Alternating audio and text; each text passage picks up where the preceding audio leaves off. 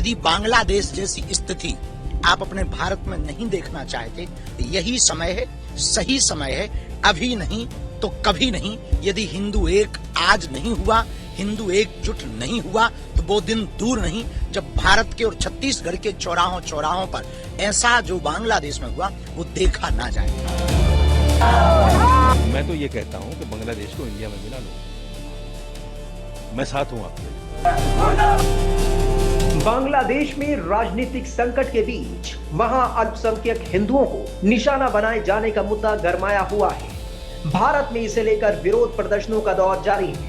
इस बीच बागेश्वर धाम के पीठाधीश्वर पंडित धीरेन्द्र कृष्ण शास्त्री ने हिंदुओं से बड़ी अपील कर डाली है। हम भारत में केवल एक संदेशा देना चाहते हैं कि यदि बांग्लादेश जैसी स्थिति आप अपने भारत में नहीं देखना चाहते, यही समय है, सही समय है। अभी नहीं तो कभी नहीं। यदि हिंदू एक आज नहीं हुआ, हिंदू एकजुट नहीं हुआ, तो वो दिन दूर नहीं जब भारत के और छत्तीसगढ़ के चौराहों चौराहों पर ऐसा जो बांग्लादेश में हुआ वो देखा ना जाए।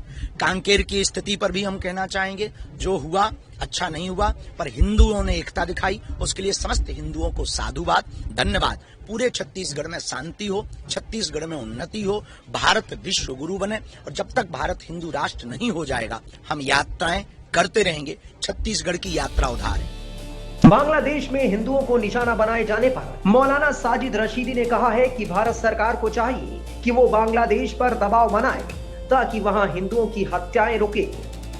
वो जो एजिटेशन है, वो जो वहां धरने प्रदर्शन हो रहे हैं, वो जो जलसे जुलूस हो रहे हैं, वो हिंदुओं के खिलाफ है ही नहीं।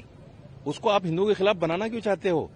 वो तो यूनुस सरकार के खिलाफ है, बेरोजगारी, महंगाई उसके खिलाफ है, हिंदुओं के खिलाफ तो है ही नहीं। वो आप क्यों बराबर अपने ऊपर उस तमाम चीजों को ले रहे हैं? आपका बयान था 10-15 अल्पसंख्यक या हिंदू समाज की भारत इतना फिक्र क्यों कर रहा है, भारत में इतना बेचैनी क्यों है, भारत दूसरे देश की बात क्यों कर रहा है, भारत अपने देश की बात क्यों नहीं कर रहा है?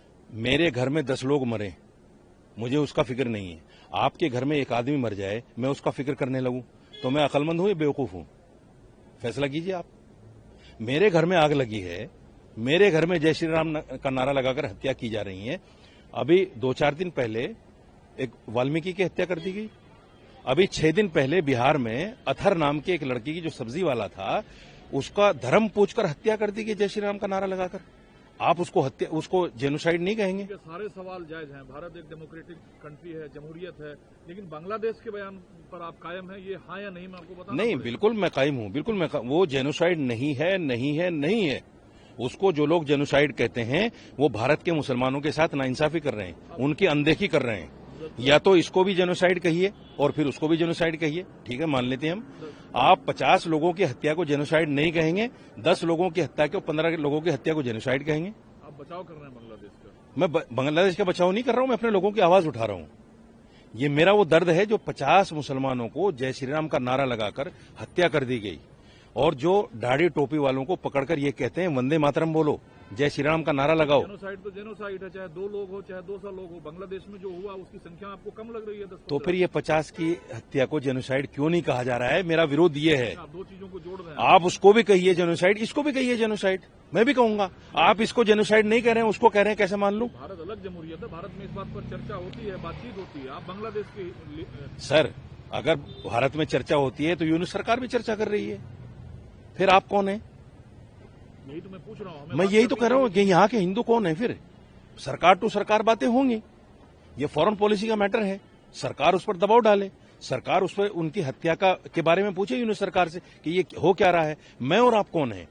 वो लोग कौन है जो बांग्लादेश की एम्बेसी के सामने जाके धरने प्रदर्शन कर रहे हैं? आपने कहा था कि किसी दूसरे देश में अगर अल्पसंख्यक समाज या हिंदुओं की मॉब लिंचिंग कर दी जाए तो उस पर भारत सरकार को चिंता करने की क्या जरूरत है? नहीं, मैंने भारत सरकार को नहीं बोला, मैंने बोला यहाँ के लोगों को उसकी क्या फिक्र है। जो लोग हिंदुओं का दम भरते हैं, उनको सरहद के पार हिंदू मर रहा है उसकी तो फिक्र है, लेकिन अपने देश के अंदर मुसलमान मर रहा है उसकी फिक्र नहीं है। एनसीआरबी का डाटा बताता हूं मैं आपको, 2022 से लेकर अब तक 580 दलितों को मैं अलग अलग प्रदेश के आंकड़े बता सकता हूं आपको।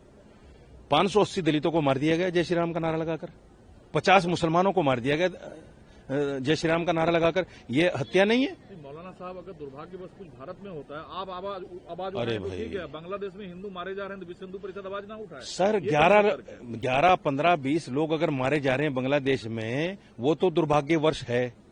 नहीं, दुर्भाग्यवश नहीं है। यहाँ अगर 580 दलित और 50 मुसलमान मारे जाएं तो ये दुर्भाग्यवश हो गया। आवाज क्यों नहीं उठाए लोग? आवाज तो उठानी चाहिए। विश्व हिंदू परिषद की आवाज है कोई?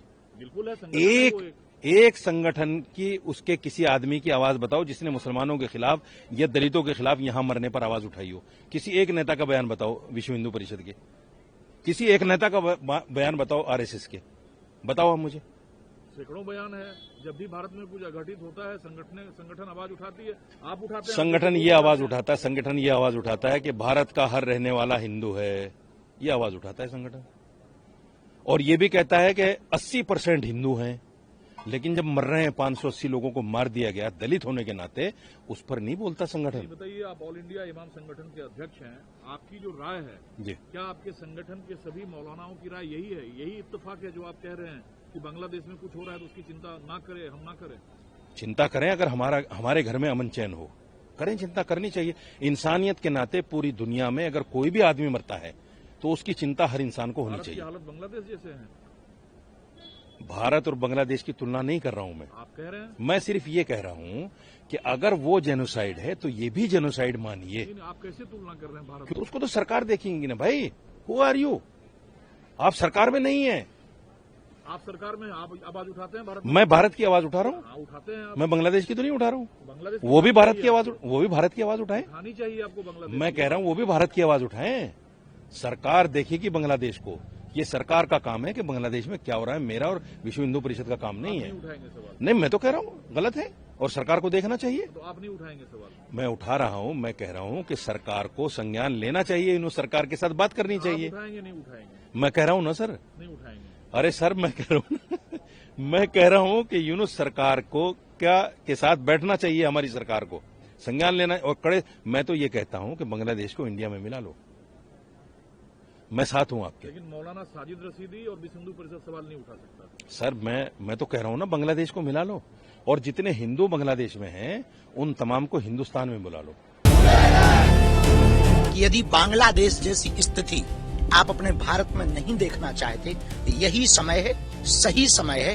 अभी नहीं तो कभी नहीं। यदि हिंदू एक आज नहीं हुआ, हिंदू एकजुट नहीं हुआ, तो वो दिन दूर नहीं जब भारत के और छत्तीसगढ़ के चौराहों पर ऐसा जो बांग्लादेश में हुआ वो देखा ना जाए।